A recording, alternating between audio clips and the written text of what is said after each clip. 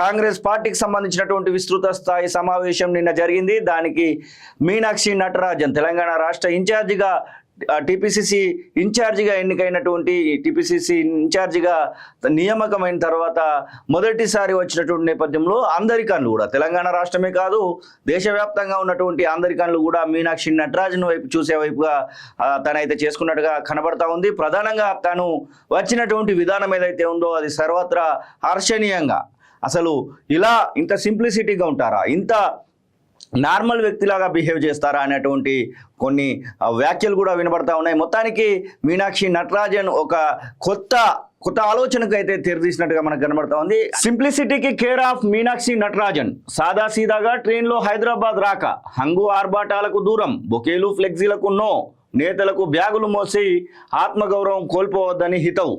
పూర్తిగా అంటే మీనాక్షి నటరాజన్ వచ్చినటువంటి విధానం అయితే నిన్న పూర్తి స్థాయిలో ఒక గొప్పగా అనిపించినటువంటి సందర్భం. సింప్లిసిటీ.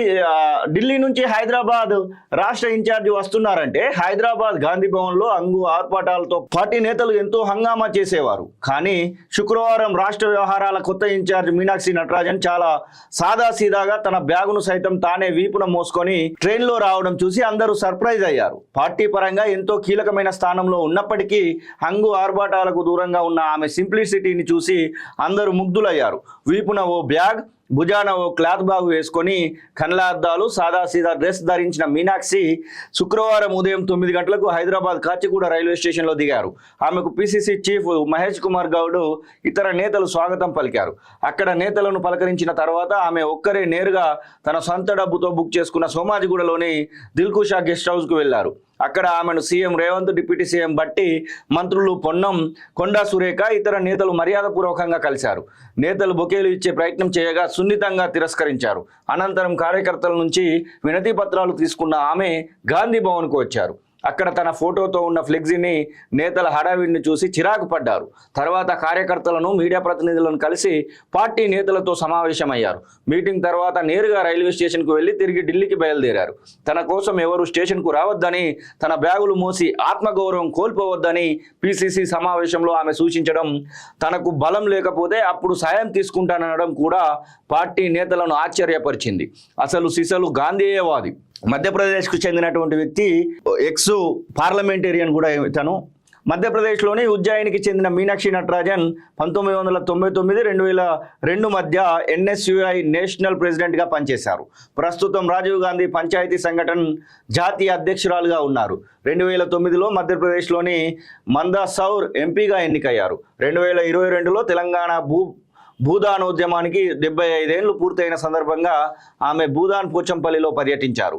అయితే సాదాసీదాగా ఉండే ఆమె అత్యవసర మీటింగులు, అగ్రనేతల నుంచి అత్యవసర పిలుపులు వస్తే తప్ప విమానాల్లో ప్రయాణించరు. వెంట ఎప్పుడు ఒక జత డ్రెస్ తెచ్చుకుంటారు.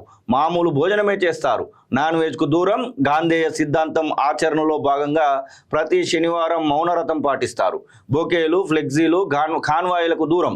ఎక్కడికి వెళ్ళినా ప్రభుత్వ గెస్ట్ హౌస్లోనే మాజీ ఎంపీ హోదాలో తన ఖర్చుతో బస చేస్తారు. సమావేశాలకు సమయపాలన ఖచ్చితంగా పాటిస్తారు. ఇతర గెస్టుల కోసం ఎదురు చూడరు. తాను నమ్మిన సిద్ధాంతాల కోసం, కాంగ్రెస్ పార్టీ కోసం ఆమె పెళ్లి కూడా చేసుకోలేదని చెప్తారు. పెళ్లి చేసుకోలేదు. దాంతోపాటుగా మీనాక్షి నటరాజను నిన్న ఒక ఫోటో మీకు చూపించి ఎక్స్ప్లెయిన్ చేసేటువంటి ప్రయత్నం చేస్తాం. మీనాక్షి నటరాజన్ నిన్న వచ్చినటువంటి విధానం ఇది.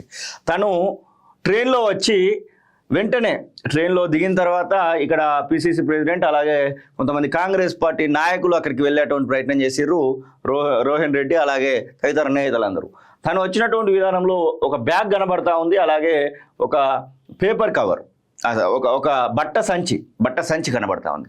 తను వచ్చినటువంటి విధానాన్ని చూసి అయితే ఎవరైనా మంత్రముగ్ధులు కావాల్సిందే. దీంతో పాటుగా కాళోజీ టీవీకి ఎక్స్క్లూజివ్గా తెలిసినటువంటి విషయం ఏంటంటే, మీనాక్షి నటరాజను ఏదైతే తను బస చేసినటువంటి గెస్ట్ హౌస్ ఉందో ఆ గెస్ట్ హౌస్ నుంచి, దిల్కుషా గెస్ట్ హౌస్ నుంచి గాంధీ భవన్ కూడా తన పైసలతో బుక్ చేసుకొని కారులో వస్తానంటే, లేకపోతే ఆటోలో వస్తానంటే కాంగ్రెస్ పార్టీ నాయకులే వారించి, వద్దు మేడం ఇంకొక ఆలోచన చేయండి అంటే, ఒక సాధారణమైనటువంటి కార్యకర్త కారులో తనైతే గాంధీ భవన్కు చేరుకున్నటువంటి సందర్భం. అలాగే గాంధీ భవన్ నుంచి రైల్వే స్టేషన్కు డైరెక్ట్గా వెళ్ళి, ఎలాంటి ఇంటర్నల్ మీటింగ్స్ లేవు, ఎలాంటి లోగుట్టులు లేవు, ఎవరిని ఎక్కువగా ఎవరిని తక్కువగా చూసినటువంటి సందర్భాలు లేవు.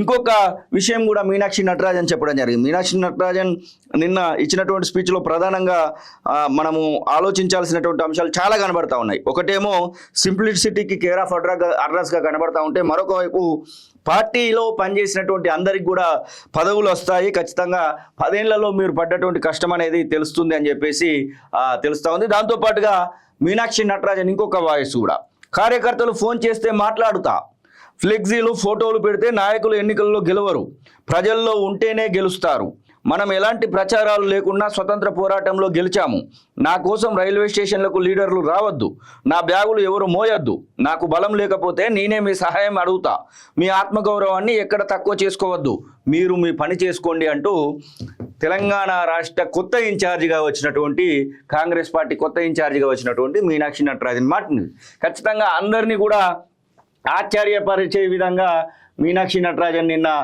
తన యొక్క విధానంతో మొత్తానికైతే అందరూ కూడా ఆశ్చర్యపోయే విధంగా చేసినటువంటి సందర్భాన్ని అయితే మనం చూస్తూ ఉన్నాం. ఇక మీనాక్షి నటరాజన్ మరి తెలంగాణ రాష్ట్ర ఇక్కడున్నటువంటి పరిస్థితులకు అనుకూలంగా ఎప్పుడు ఉండగలుగుతారా ఏంటి, దాంతోపాటుగా కొంతమందికి డబ్బులు ఇచ్చో లేకపోతే అదో ఇదో ఇచ్చి పదవులు తెచ్చుకోవడం అనేది కూడా అలవాటు ఉండొచ్చేమో, అలాంటి వాళ్ళకైతే కొయ్యరాని కనబడుతూ ఉంది. ఖచ్చితంగా హ్యాట్సప్ టు మీనాక్షి నటరాజన్ అని చెప్పుకోవచ్చు.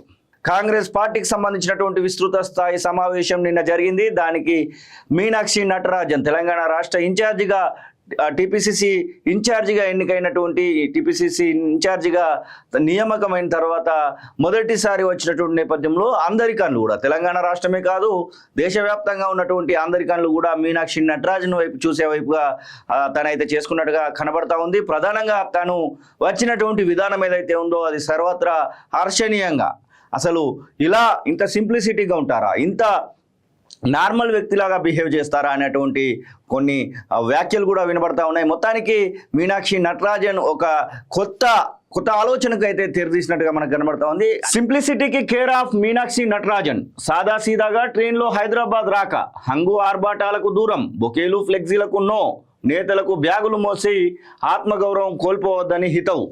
పూర్తిగా అంటే మీనాక్షి నటరాజన్ వచ్చినటువంటి విధానం అయితే నిన్న పూర్తి స్థాయిలో ఒక గొప్పగా అనిపించినటువంటి సందర్భం. సింప్లిసిటీ, ఢిల్లీ నుంచి హైదరాబాద్ రాష్ట్ర ఇన్ఛార్జి వస్తున్నారంటే హైదరాబాద్ గాంధీ భవన్లో అంగు ఆర్పాటాలతో పార్టీ నేతలు ఎంతో హంగామా చేసేవారు. కానీ శుక్రవారం రాష్ట్ర వ్యవహారాల కొత్త ఇన్ఛార్జ్ మీనాక్షి నటరాజన్ చాలా సాదాసీదాగా తన బ్యాగును సైతం తానే వీపున మోసుకొని ట్రైన్లో రావడం చూసి అందరూ సర్ప్రైజ్ అయ్యారు. పార్టీ పరంగా ఎంతో కీలకమైన స్థానంలో ఉన్నప్పటికీ హంగు ఆర్భాటాలకు దూరంగా ఉన్న ఆమె సింప్లిసిటీని చూసి అందరూ ముగ్ధులయ్యారు.